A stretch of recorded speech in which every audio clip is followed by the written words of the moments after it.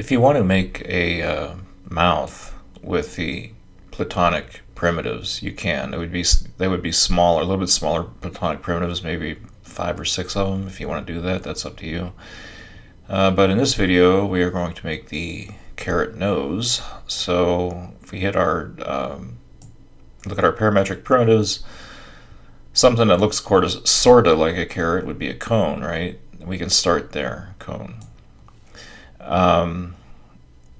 Once again, I'm going to wheel out here so I can see and pull this up, and that's one big honking carrot. So let's scale everything down first, and then figure out where we want to go.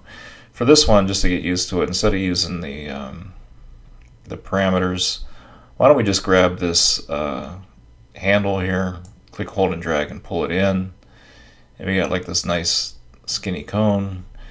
That is way too big still for the carrot. Remember, letter O will frame the object.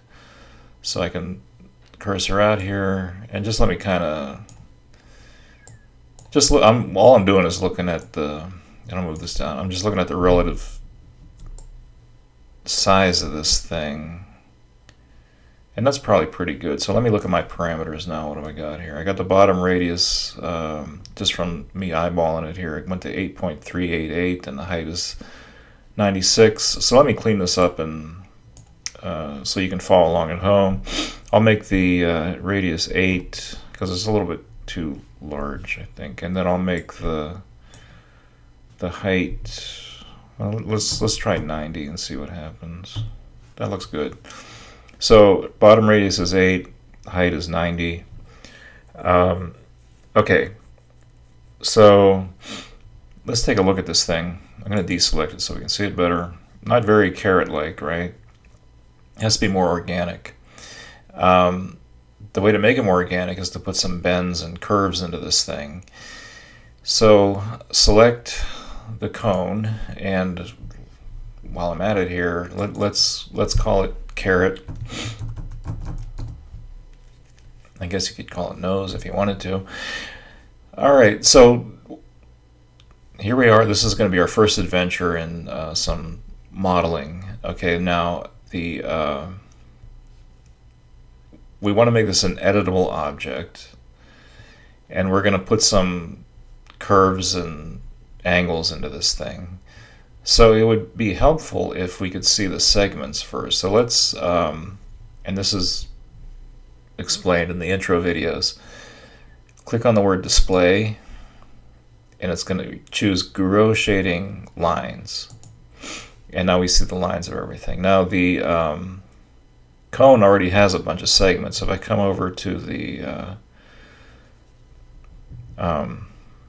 attribute manager, it has 8 height segments, which is more than enough to work with for what we're going to do here. So how are we going to do this? We got to make this object editable, and then we're going to select the points and bend and twist this thing. So to make an object editable, you can either hit the letter C on the keyboard or come over here and click this icon, make editable. And once I do that, it's forever changed. All right, so I want to incorporate something else in this lesson, is the save incremental command. So we're going to make a drastic change to this object. Before we do that, save our file, Command S or Control S on a PC, or go to File, Save. Okay, so save your file. Good. Now we got all this, all our work is saved. We're about to make a drastic change on our carrot. So we don't know, we might want to come back to this if it doesn't work. So what you want to do is click on File, Save Incremental. This is like so handy and so wonderful in the world of Cinema 4D. Click that, Save Incremental, and if I go into Finder, I started with 001, and now I saved my file as 002. Snowman GK001 is safe and sound with my carrot that still has its parametric primitives, and now I can bravely go on to my file 002 and completely screw it up, and it doesn't matter, because I can always go back to 0, 0, 1. All right, so here I am with my caret, going to make it editable. Caret is selected, make editable. Ta-da! Okay, now there's no more parameters. I can't adjust the base and the height anymore simply. Let's go to our for view with this. We'll hit the letter O to frame it. Let's go to our for view. And in all the, we're going to be dealing with the front and right views. So again, putting the focus on the right view, I'm going to hit the letter O, hit the letter O. The letter O. Why isn't it working here? Come on. Oh, I hit the 0. I'm doing this over a very large microphone, and I was hitting the 0 on the keyboard. Derp. Okay, so caret is selected, hovering over here, hitting the letter O. Okay. I just want to add some nice shape to this, and what I'm going to do is do that by selecting the points within here and moving it around. So I'm going to increase the size of the where I'm at the right view. I'm going to go into point mode, and under the selection tool, it's easier if you choose rectangular selection, so let's get used to doing that. Select the rectangular selection. I'm in the right, looking at the right side. Here's the bottom segment, second one, third one. I'm going to click, hold, and drag and select all those, or did I? I got to make sure that I'm selecting only, selecting everything. So come over here, go to only select visible elements, and that should be disabled. So this is new stuff. I am being repetitive, I know. Make sure that the rectangular selection tool is selected. In the attribute manager, the attributes, it will show the attributes of the selection tool, the item you just clicked on. Make sure only selected visible elements is disabled.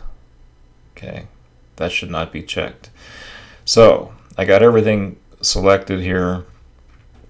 In fact, I could go back to my for views if I wanted to get fancy.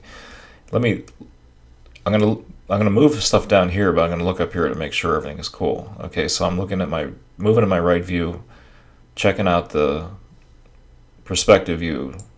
So I'm just gonna grab the Z-axis in my right view and just bring it over just a little tiny bit like that. And as I check it out in my perspective view, everything is looking pretty cool there. It doesn't look too stupid. All right. Now again, once going down here into my right view again, same selection tool. I'll just make a selection on this this area, this line of points here, and let's see which way I want to pull this. Do I want to go that way or this way? It really doesn't matter. I'll pull it this way.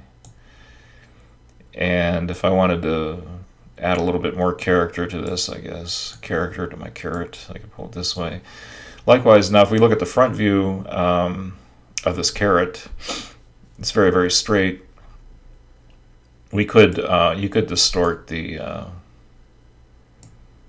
this way too, and it'll give it some. But don't go crazy with this. I mean, don't go wink, so just put some like subtle bends into this thing.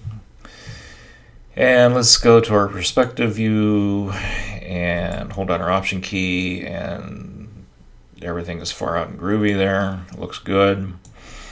Now we got to stick it in his face.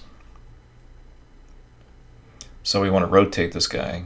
So select the caret, or pardon me, let's go to our regular selection, live selection, just to make sure.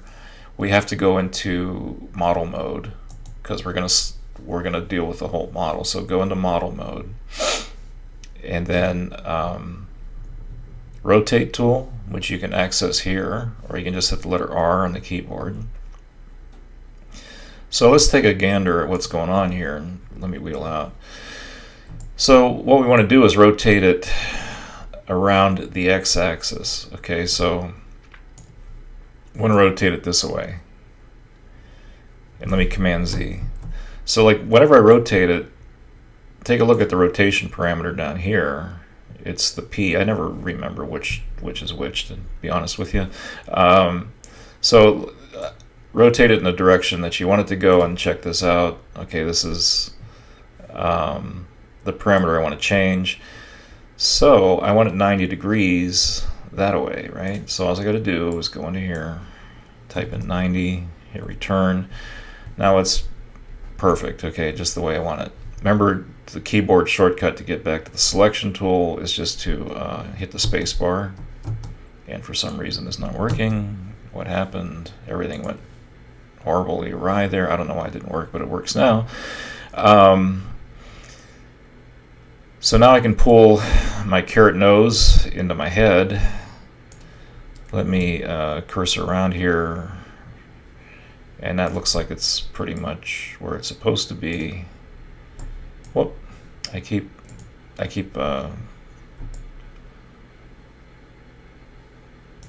disabling it by mistake. So let me hit the letter O to frame this again.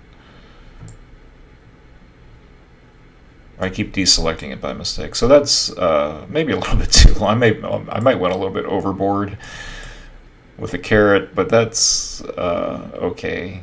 You know, the carrot I made, the 90 centimeter carrot, was this, which is one big honking carrot. That's pretty intense. So I'm going to bury my carrot into his head there, and that looks a lot more credible. So yeah, just play around with it. And that's where we are so far. So I'll see you in the next video.